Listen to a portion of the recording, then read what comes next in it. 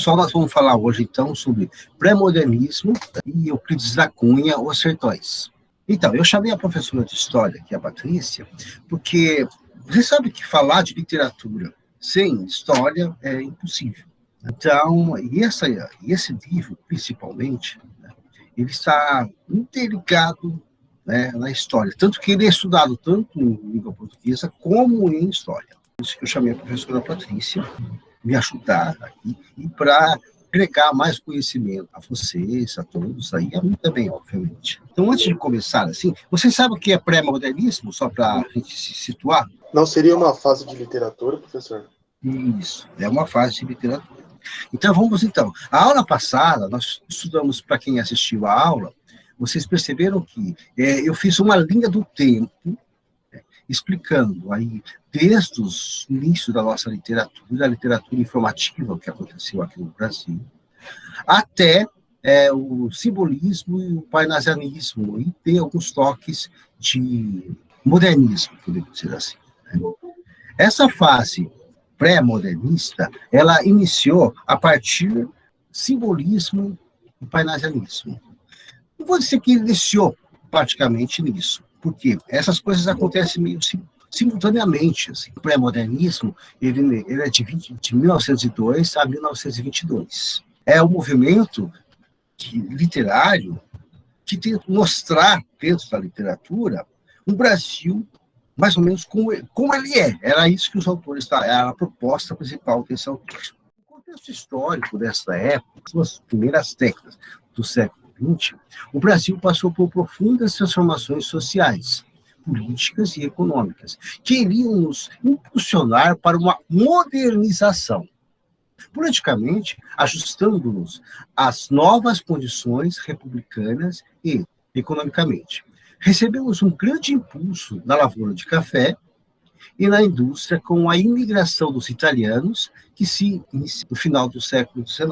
Essa fase de transição, na virada do século, também foi notada na vida cultural, que mostrou a convivência de várias tendências artísticas.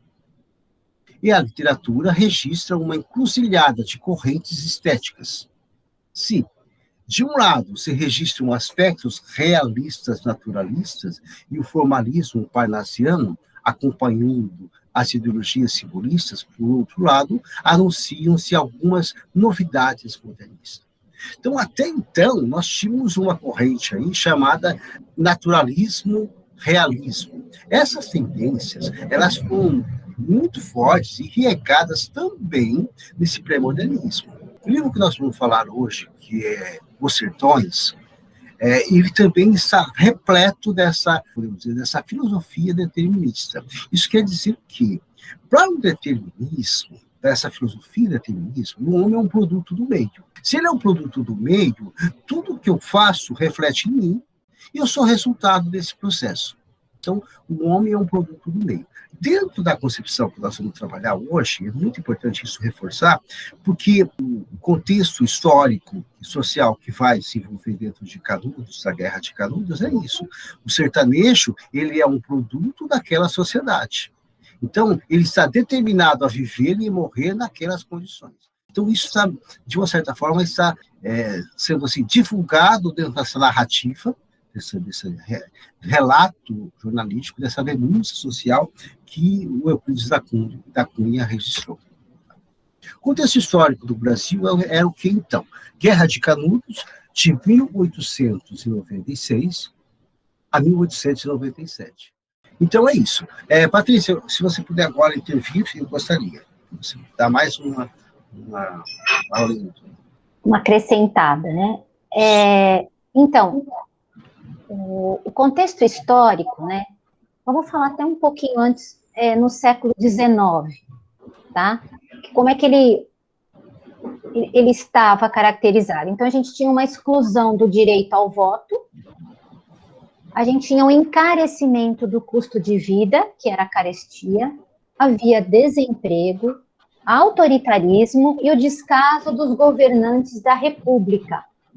E esses fatores levaram a movimentos de contestação e rebeliões nesse período da Primeira República, que ele vai de 1889 até 1930. E a República ela é dividida, né, em algumas fases. Então, a República da Espada pelos militares, a oligárquica pelos coronéis e a política do café com leite, só relembrando, ora um político mineiro, ora um presidente paulista, ora um presidente mineiro. E a República, a gente tem também a República Velha, que é o finalzinho, né, que vem para reforçar esse tempo moderno, né, um novo tempo que vai começar. Então, a Revolução de 30, a vitória, né, da Revolução de 30, ela termina com esse período chamado, né, de Primeira República. A guerra, como o Valdemir falou, ela vai de 1896, a guerra no sertão da Bahia, 1896 até 1897, praticamente um ano, né? E quando ele colocou também ali, gente, a primeira greve de grande representação em São Paulo foi no ano de 1917, né? Que está naquele slide, que vem muito a calhar também com a Revolução Russa, em 1917, na Rússia também. Então, vocês podem ver que os acontecimentos, eles vão fazendo parte um do outro, né? E ele reflete aqui também conosco na América aqui do Sul. Uma coisa que o Val também vai falar a respeito de Canudos, que causou, né, esse movimento, é a contestação, essas revoltas da Primeira República. E ele foi muito marcado pelo sebastianismo português, com comunidades comandadas por líderes religiosos messiânicos. O que eram esses movimentos messiânicos, né, brasileiros? Eles surgiam em áreas rurais e pobres e tinham como característica a religiosidade popular e um sentimento de revolta. Então, esses movimentos messiânicos na Primeira República, os mais conhecidos entre eles, Canudos, na Bahia, e depois a gente vai ter também o Contestado, em Santa Catarina e Paraná, com o monge, acho que é Maria José, esqueci, mas se eu não me engano. E o conselheiro, ele também ele era chamado muito de beato, né? Que é esse devoto religioso que prega e faz profecias.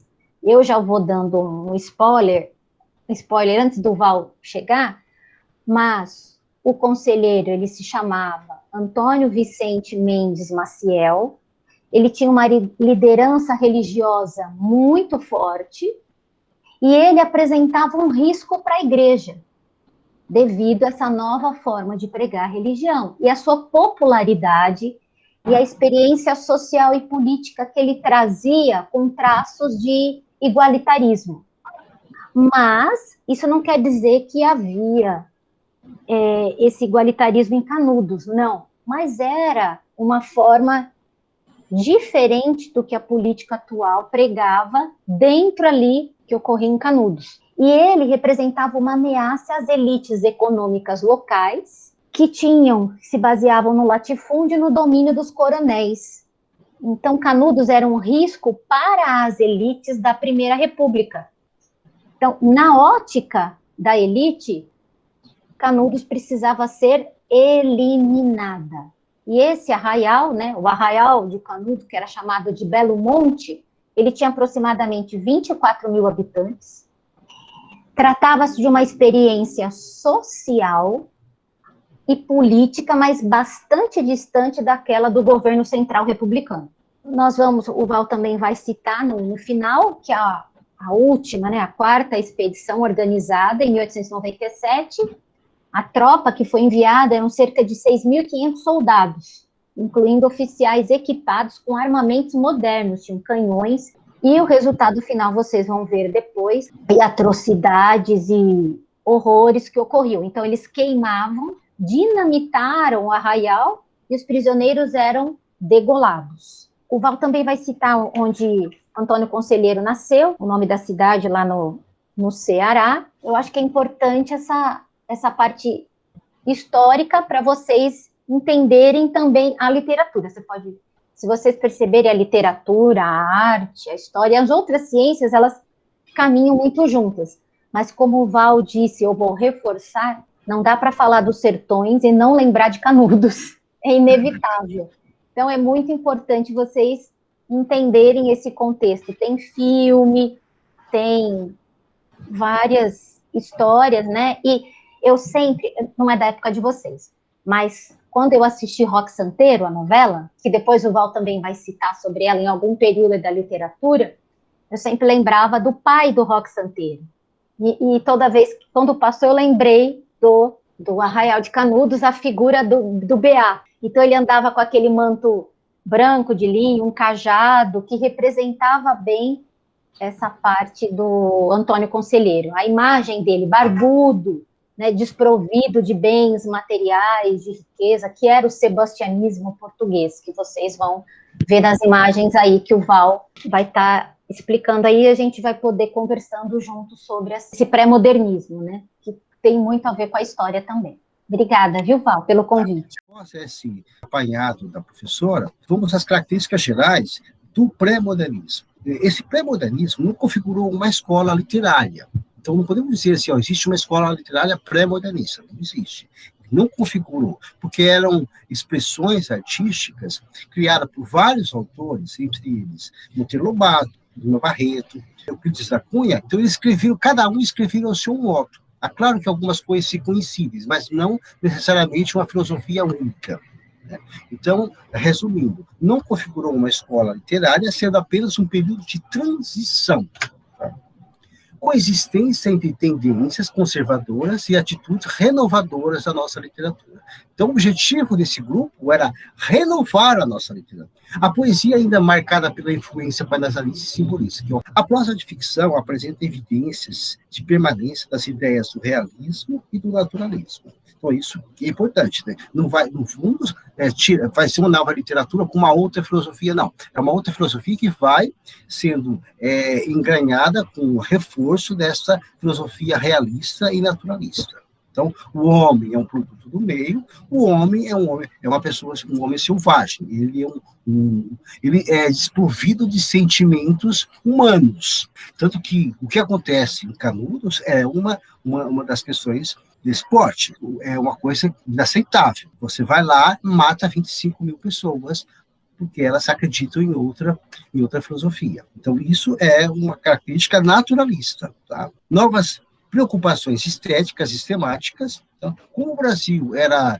nós tínhamos uma literatura muito formal, e o Brasil do sertão, dos grandes distâncias da capital, expressava de uma determinada maneira, e até isso, na literatura, não era expresso. Isso é reforçado depois dentro de outros períodos literários, que nós vamos falar mais para frente, por exemplo, Macunaíma, Vidas Secas, que vai ser o mesmo tema. Tá? Há um interesse na crítica, né, das mazelas da realidade brasileira. Então, enfoque nos problemas sociais e econômicos gerados pela vida urbana e interiorana. Interesse pelo regional, montagem de um painel brasileiro. Tipos humanos marginalizados, aí nós entramos com o Caipira, com o Monteiro Lobato, que vai trabalhar muito essa questão aí, que vocês devem conhecer até mais do que Monteiro Lobato, o Checa Tatu. O Mazzaropi, que pega esse filme e faz os filmes, tá?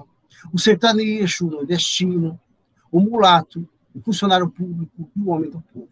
Então, são elementos que vão ser difundidos dentro dessa literatura, esse novo pensamento, né? Dessa busca de linguagem mais simples e coloquial. Então, há uma percepção mais clara da complexa realidade nacional e intenção de interpretá-la de forma mais crítica, livre dos ufanismos vazios, que era uma filosofia do panazalismo e do simbolismo. E aí nós vamos começar com Euclides da Cunha. Ele trabalhou como engenheiro civil no meio militar, escreveu Os Sertões, pois testemunhou a Guerra de Canudos como correspondente jornalístico. Foi assassinado em duelo pelo amante da esposa, positivista, florianista e determinista. Por isso que também essa, né, filosofia determinista floreia aí, né, no seu livro, Os Sertões. Foi o primeiro escritor brasileiro a diagnosticar o subdesenvolvimento do país, diagnosticando os dois Brasis, litoral e sertão. Bom, Euclides da Cunha, de 1866 a 1909, Euclides da Cunha trabalhou como correspondente para o Jornal do Estado de São Paulo e cobriu o conflito de Canudos, e que resultou, em 1902, na publicação de Os Sertões. Os Sertões, ele é um livro que é dividido em 3 partes. A Terra, que é a descrição das características do sertão nordestino.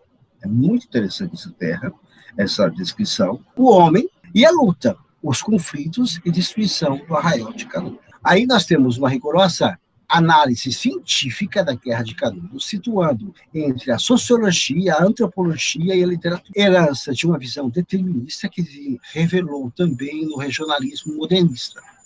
Apresentação de um mundo desconhecido dos leitores urbanos. Certa influência barroca na linguagem. É importante que eles vejam bem as imagens do sertanejo mesmo ali, da pobreza, da humildade, né, dentro do sertão, e desses sertanejos envolvidos ali em Canudos. Vocês podem ver que não tinha nenhum luxo, gente, eles só não queriam viver daquela pressão, daquela humilhação dos grandes fazendeiros. Então, Antônio Conselheiro trazia sempre uma mensagem de igualdade, de justiça, então eles acabavam indo, e lá eles iriam viver melhor do que nos mandos dos coronéis. Então, de fato, eles iam para Canudos, porque era uma forma diferente de viver. Então, isso é que foi trazendo Canudos acabou sendo uma grande ameaça, né, para a elite e para o governo. Chegaram até a dizer que o Antônio Conselheiro queria a volta da monarquia, que havia terminado. Olha o absurdo. E ele nem pensava em política, mas todo o movimento, todo o arraial trazia, sem querer, uma política, porque as pessoas estavam indo de lá a milhares, né? Então, quando vocês analisem bem as imagens que está aqui no slide do Valdemir, porque ele está bem coerente com o que era e fica fácil de vocês compreenderem, né, esse fenômeno que foi Canudos. E foi muito importante, porque era uma forma de revolta, de dizer, olha, nós não estamos satisfeitos com o que está acontecendo, não. A gente quer uma mudança, e não era muita coisa. Mas era bem essa característica sertaneja e do sertão mesmo ali daquela região. Né? Olha, ele parece um Jesus Cristo, né? Barbudo, que leva... Ele, gente, ele foi até professor, realizou o ofício de professor, mas ele ficou desiludido com a vida, com a sua vida pessoal, e acabou optando por essa forma de viver aí. O que acontece muito com alguns desiludidos, né? Que não conseguem retornar a uma vida que a gente acredita ser a mais coerente. E quando o Val falou do livro, a gente de história, né, analisa também Canudos, mas a gente vai direto para a terceira parte, que é, cada ciência vai para o seu lado, que é a guerra, que é muito importante, né, da gente... E o Val também colocou no comecinho do slide, de alguns livros, O Triste Fim de Policarpo Quaresma, que é do funcionário público, né, Val? Que é uma outra... Então, a minha monografia na faculdade foi confrontar a realidade histórica com a literatura, e o meu livro foi O Triste Fim de Policarpo Quaresma, que falava da Primeira República também. Isso. Foi o livro que eu escolhi. Tirei 10, viu, Val? Passei com... Ah, que ótimo, parabéns. Bom, agora, só para... olhando essa imagem aqui, então, como a Patrícia falou, como é que é o cenário, né, desse conflito? Nós temos a seca, crianças, a cabra e o homem nordestino. Falando do aspecto do cenário seco, que contextualizou essa situação, então ele se viu na melhor pobreza que vocês podiam imaginar. Tá? As casas eram de taipa, enfim, e até hoje ainda existe, né? Bom, Canudos se desenvolveu nessa questão de ser autossuficiente. Eles chegaram a cultivar, eles plantavam milho, mandioca, criavam cabras, tanto que há relatos exportaram, né, couro de cabras para os Estados Unidos. Então eles eram autossuficientes. E isso que incomodou e que incomodava a República do presidente Prudente de Moraes, que para muitos era muito criticado também, porque ele não tomava, antes de invadir, ele era até criticado, assim, era prudente demais. Falando um pouquinho da literatura, né, vou voltar nesse trecho aqui de Os Sertões. Esse fragmento, ele é muito importante porque ele retrata, assim, o principal enfoque do livro. Então, o sertanejo é, antes de tudo, um forte. Não tem raquitismo exaustivo do mestiço do litoral. Quer dizer, ele não era raquítico, ele não era fraco. Apesar dele sofrer com a seca, ele tinha dentro dele uma resistência muito mais que aquelas pessoas que moravam próximo à praia. A sua aparência, entretanto, no primeiro lance de vista, revela o contrário. Então, aí depois vai, é desgracioso, desengonçado, torto. Então, aqui você já tem uma característica totalmente real, realista da situação de como é que é esse sertanejo. É quase morto, é um homem permanentemente fatigado. Entretanto, essa aparência de cansaço ilude. Aí que está. Os caras se iludiram que Canudos era um lugar fácil. Não era. Tanto na terceira invasão, o coronel disse, nós vamos almoçar em Canudos. Porque eles pegaram o exército e foram lá com 1.500 homens. Ah, bom, é uma cidadezinha que tem lá no pobre daquele jeito, como é que eles vão inventar o exército? E foi ao contrário. Assim que eles entraram nos becos daquela situação, eles foram almoçados, na verdade. Certo? Porque na segunda invasão, que foi nós temos a primeira invasão, e na segunda invasão, eles mataram todos os soldados que vinham da Bahia, que eram 500. Eles pegaram todas as armas. Então, quando chegou os 1.500 da terceira, eles estavam armados. Aí os caras foram lá, detonaram o exército inteiro. Tá? Aí que a questão começou a ficar mais complicada. Então, no inverso, o homem transfigura-se. É da figura vulgar do Taborel, canhestro, reponta, inesperadamente o aspecto dominador de um titã acabroado e potente. Um desdobramento surpreendente da força e agilidades extraordinárias. Então, aqui há uma exaltação, né, que vocês percebem, desse sertanejo, tá?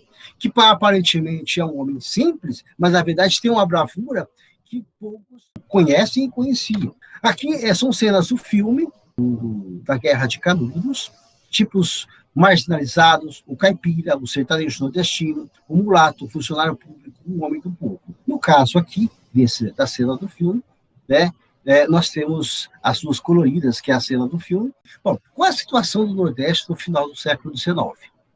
A fome, desemprego e baixíssimo rendimento das famílias deixavam muito sem ter o que comer. A seca, a região do Agreste ficava muitos meses, até anos, sem receber chuva. Este fator dificultava a agricultura e matava o gado. A falta de apoio político, os governantes e políticos da região não davam a mínima atenção para as populações carentes. Violência. Era comum a existência de grupos armados que trabalhavam para latifundiários e se espalhavam violência pela região. Aí nós temos também o cangaço, o desemprego. Grande parte da população pobre estava sem emprego em função da seca e da falta de oportunidade em outras áreas da economia. Fanatismo religioso. Era comum a existência de beatos que arrebanhavam seguidores prometendo uma vida melhor. Dados da Guerra de Canudos, é o período de novembro de 1896 a 1897, o local interior do sertão da Bahia, os envolvidos. De um lado, os habitantes do Arraial de Canudos, que são jagunços, sertanejos, pobres, miseráveis, fanáticos religiosos, liderados pelo beato Antônio Conselheiro. Do outro lado, as tropas do governo da Bahia, com o apoio dos militares enviados pelo governo federal. E aqui nós temos um mapa de Canudos. Então, você vê aqui Sergipe, Canudos, que é toda essa fase vermelha, tá? E curiosidades, canudo é uma planta, tá? Tipo um fumo de corda, imagino eu, que você coloca no cachimbo. Por isso o nome Canudos também. Tá? E aqui o Arraial de Canudos, que na verdade era uma fazenda abandonada pelo Antônio Conselheiro, que foi lá, era professor, depois a mulher largou dele, e com tantas decepções, ele resolveu seguir essa religiosidade baseada na Bíblia, no sebastianismo, aí, nessa volta de Dom Sebastião, e com 3.000 seguidores no início, ele invadiu essa fazenda chamada Monte Belo, e lá começou a formar a cidade de Canudos. Tá? Hoje, Canudos fica a 10 quilômetros da antiga cidade de Canudos, e Canudos, na real, está sendo coberto por uma usina. Mais curiosidades. E aqui, uma das fotos, como já falamos, das casas, das condições que viviam essas pessoas. As causas da Guerra de Canudos. O governo da Bahia, com o apoio dos latifundiários, não concordava com o fato dos habitantes de Canudos não pagarem impostos e viverem sem seguir leis estabelecidas. Afirmavam também que Antônio Conselheiro defendia a volta da monarquia. Por outro lado, Antônio Conselheiro defendia o fim da cobrança de impostos e era contrário ao casamento civil. Ele afirma que um enviado de Deus, que deveria liderar o movimento contra as diferenças e injustiças sociais. Era também um crítico do sistema republicano, como ele funcionava no período. A Guerra de Canudos, em 1893, resolveu fundar às margens do rio Várzea Barris, no município baiano de Canudos, uma comunidade. Pessoas carentes foram morar no Arraial de Canudos, pois já tinham trabalho e acesso à terra sem serem explorados pelos fazendeiros. Antônio Conselheiro liderou e organizou o Arraial de Canudos, de forma que o local cresceu e começou a causar preocupações nas autoridades políticas e nos fazendeiros da região. Foi chamado de monarquista e inimigo da República. O governo federal, com auxílio de tropas locais, organizou uma grande ofensiva militar contra o Arraial, liderado por Conselheiro. O conflito armado, conhecido como Guerra de Canudos, ocorreu em 1896 e 1887. Antônio Conselheiro foi morto durante as batalhas em 22 de setembro de 1897, provavelmente por ferimentos causados por uma granada. Outros falam que foram de diarreia, mas enfim, ele era uma pessoa muito magra. Alguns autores descrevem ele que aparecia sempre que ele estava de lado, de tão magro que o homem era. Aqui nós temos umas fotos reais dos generais e soldados, o sepultamento do capitão Manuel Aguiar e Silva e as ruínas da igreja. Temos as fotos aí como ficou a situação. Tá? Conflitos militares. Das 6 primeiras tentativas das tropas governistas em combater o Arraial de Canudos, nenhuma foi bem sucedida. Os sertanejos e os jagunços se armavam e resistiram com a força contra os militares. Na 4ª tentativa, o governo da Bahia solicitou apoio das tropas federais, militares de várias regiões do Brasil, usando armas pesadas, foram enviadas para o sertão baiano. Massacraram os habitantes do Arraial de Canudos de forma brutal e injusta. Crianças, mulheres e idosos foram mortos sem piedade. Nas cenas do filme, inclusive, são coisas interessantes, que eles não deixavam mais eles pegar água. Aí as mulheres desesperadas iam no açude pegar a água. E aí eles ficavam de tocaia, e quando elas chegavam perto, eles atiravam e matavam. O significado do conflito. A Guerra de Canudos significou a luta e resistência das populações marginalizadas do sertão nordestino no final do século XIX. Embora derrotados, mostravam que não aceitavam a situação da injustiça social que reinava na região. E aqui nós temos a biografia do Conselheiro. Foi um beato, líder religioso e social brasileiro. Nasceu em Quixeramobim, Ceará, em 13 de março de 1830 e faleceu em Canudos, Bahia, em 22 de setembro de 1897. Val, ele faleceu com 67 anos. Considerado um fora da lei pelas autoridades nordestinas, Antônio Conselheiro peregrinava pelo sertão do Nordeste, marcado pela seca, fome, miséria, levando mensagens religiosas e conselhos sociais para as populações carentes. Conseguiu uma grande quantidade de seguidores, sendo que muitos consideravam santo. Há relatos de seguidores e conselheiros que afirmavam que o beato tinha capacidade de fazer milagres e que o mesmo fazia previsões sobre o fim do mundo. Então, para isso, o comandante lá do exército cortou a cabeça do conselheiro e levou para estudo. Ficou na Bahia até foi comprovado que o seu cérebro era normal. Aí nós tínhamos uma foto aí do conselheiro, né, morto, real. E aqui mais fotos, gaúchos da Guerra de Canudos. A Guerra de Canudos durou 1 ano e mobilizou mais de 10 mil soldados oriundos de 17 estados brasileiros, distribuídos em 4 expedições militares. Estima-se que morreram mais de 25 mil pessoas, culminando com a destruição total da cidade. Em 7 de agosto de 1897, Euclides da Cunha desembarca de vapor em Espírito Santo, em Salvador, Bahia, como correspondente da guerra do jornal O Estado de São Paulo, periódico do qual havia escrito 2 artigos intitulados A Nossa Vendéia, publicados em 14 de março e 17 de julho de 1897. Em 5 de outubro de 1897, termina a resistência sertaneja. Canudos estava destruída. No cenário de fim do mundo, por entre becos e ruelas, uma legião de corpos carbonizados se misturavam com as ruínas e as cinzas de 5.200 casas. 6 de outubro de 1897, o corpo de Antônio Conselheiro é localizado no santuário de Igreja Nova. Depois de exumado, o corpo de Antônio Conselheiro foi fotografado por Flávio de Barros e sua cabeça foi cortada e levada para Salvador para exames do doutor Mina Rodrigues. É que eu falei para vocês. A guerra, ela foi muito violenta, viu, pessoal? A gente fala aqui, mas foi terrível.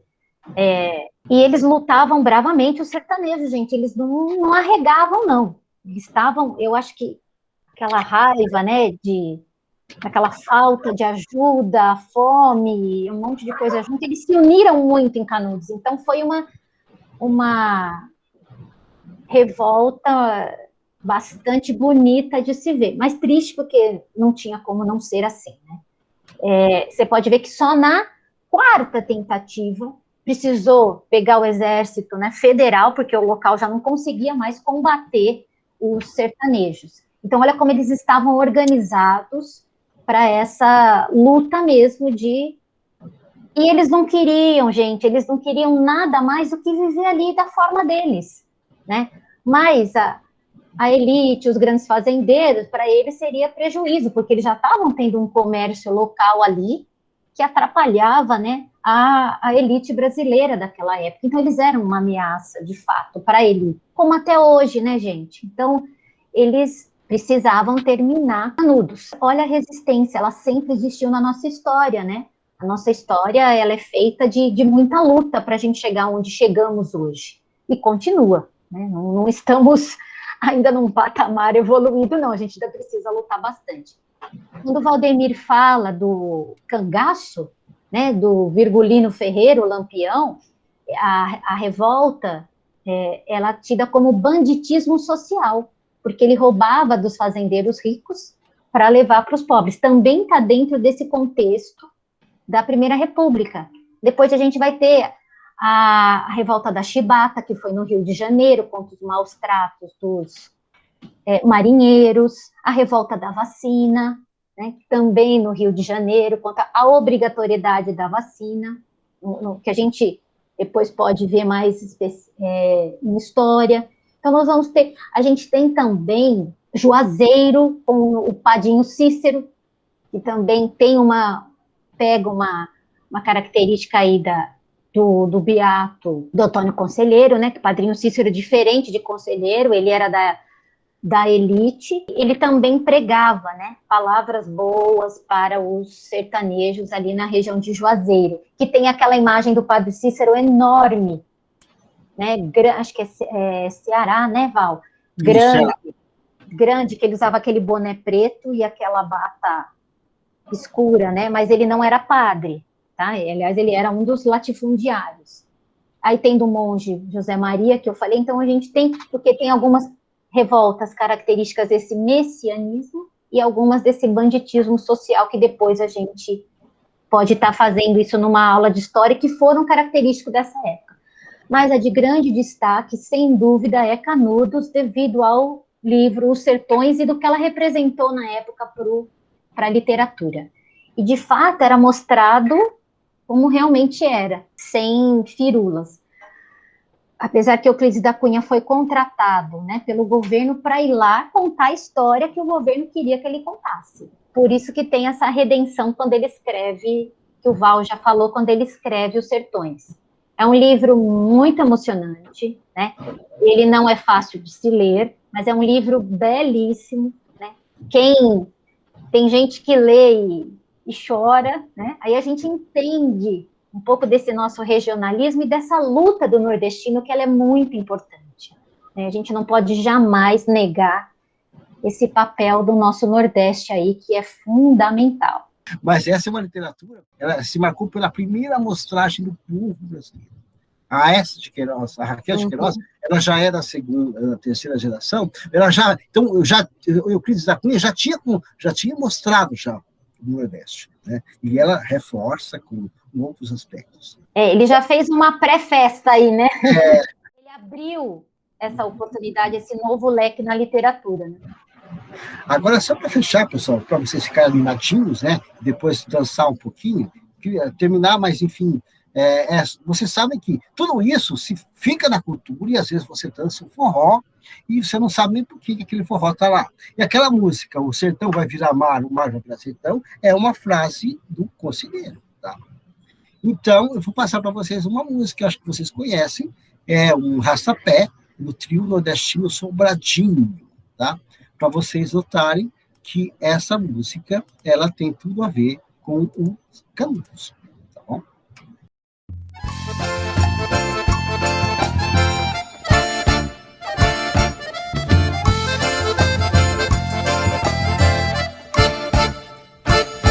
O homem chega, já desfaz a natureza, tira a gente, põe represa, diz que tudo vai mudar. O São Francisco lá pra cima da Bahia diz que um dia menos dia vai subindo devagar.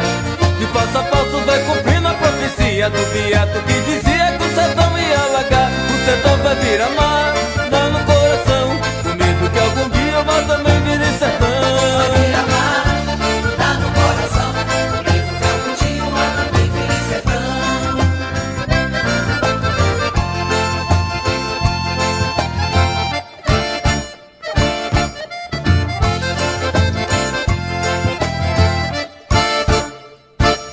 Adeus Remanso, Casa Nova, Santo Sé. Adeus Pilão, Marcado, Velho Rio, Tinguli. Debaixo d'água lá se vai a vida inteira. Por cima da cachoeira a cachola vai subir. Vai ter barragem no solto do Sobradinho. E o povo vai se embora com medo de se afogar. O sertão vai virar mar, dá no coração, com medo que algum dia o mar também vire sertão. Vai virar mar, dá no coração, com medo que algum dia o mar também vire sertão.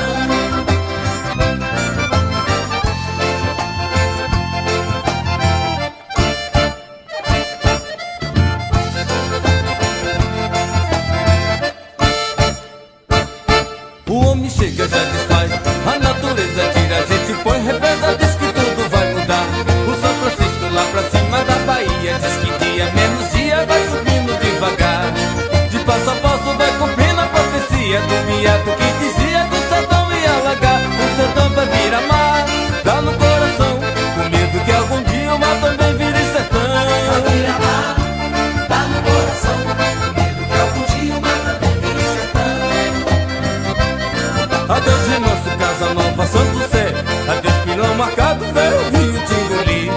Debaixo d'água lá se vai a vida inteira. Por cima da cachoeira a cachola vai subir. Vai ter barragem no solto do Sobradinho. E o povo vai se embora com medo de se afogar. O sertão vai virar mar, dá no coração, com medo que algum dia o mar também vire sertão. Vai virar mar, dá no... Mas isso que é bonito do nosso país, né, gente? É por isso que a gente não pode preconceituar. Cada região tem a sua riqueza, tem a sua beleza, tem a sua individualidade que enriquece o nosso país. Cara. Gigante, imenso. Imenso. E como é bom, né? Ainda bem que a gente pode, hoje, né, entender o que era ali, o que era aqui, essa regionalidade que a gente